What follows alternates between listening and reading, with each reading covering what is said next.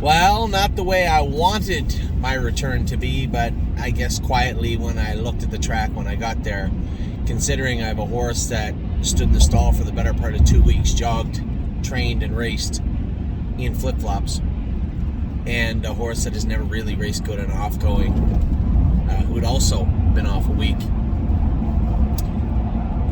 I was concerned. That's the reason I didn't remove at the quarter pole. I didn't come out of the 2-hole. You could see me try and start out of the 2-hole, and I'm certain that if I come out of the 2-hole and, I drive on, scrub on Crantini pretty hard, I'd probably win. But not really the way I wanted. I was much more proud of the way he sat in the 2-hole today and behaved. The way he pulled up with his ears up. He wasn't rude. He wasn't ignorant. Just went out and did his work. Truthfully, did his work best he could today. And I don't think we can ask any more of a horse of any kind, let alone Crantini, to do that. Now, there can be a million different directions of takeaway, especially from his race. Mine is quite simple. I'm going to race him next week. Race him on a hard track. Hopefully we get a hard track to race him on, like a firmer track. He doesn't like that sloppy, kind of tacky going. It's very taxing on his gait. If you watch down the backstretch, I just happened to catch the latter part of the replay when I was walking out of the paddock. If you watch down the backstretch, when I go to move him, I know I can pop out of the 2-hole, but I thought that horse was going to take me as far as I needed to go, which he did. And that I would be able to pounce on him late, which I did not. But when I get up tight to him, and Crantini kind of backs off and the horse goes forward a bit, it was hard for him to catch back up. In fact, truthfully speaking, he never did. It was very hard for him to make speed on that track.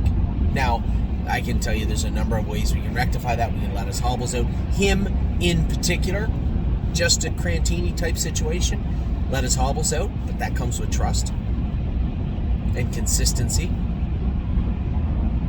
Put a lighter shoe on him so he doesn't spend so much time in the air. He's got 5/8 on right now. He doesn't need 5/8. This horse could race with aluminums on. So as he gets back to a more consistent Crantini, we can start taking the weight off of him, letting his hobbles out a little bit. But hopefully, first and foremost, not race on that track. And I think that is why Crantini will probably do well for us in the winter. He's going to race on a frozen track.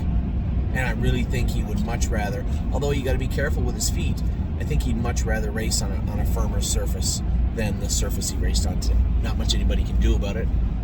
Although I haven't been in the area the last week, I suspect it's much like Cleveland. Got some snow, got real wet. Not much they can do with it. So I wasn't really surprised at all with the outcome of both the races today. Enzo's never really been known for his going the extra mile mentality and work ethic. That's just him.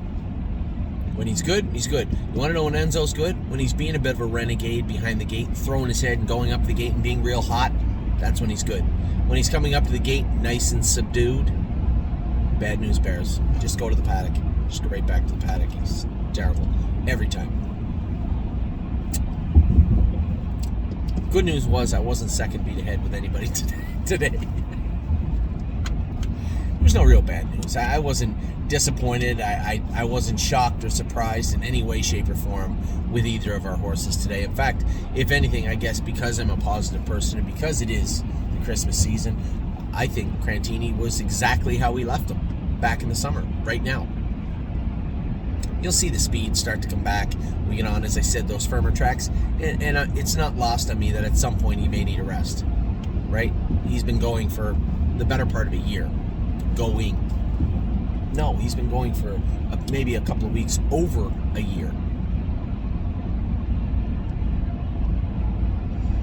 So at some point he might need a little break.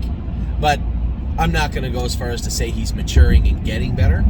But I will tell you the horse that I raced today felt exactly like the horse that we sold back in the summer. Exactly the same. So that's a start. Because last week he won, but he was still on his tippy toes. He was still maybe thinking about doing something wrong. But Tim and Dean and their staff get along very, very well with this guy, and he was better today. Although the result was much worse, he was better today. Yeah, I guess there's something to be said for saving those wins for races when they maybe race for a little bit more. And it means a lot more. Maybe save them for a race that's a step forward type race.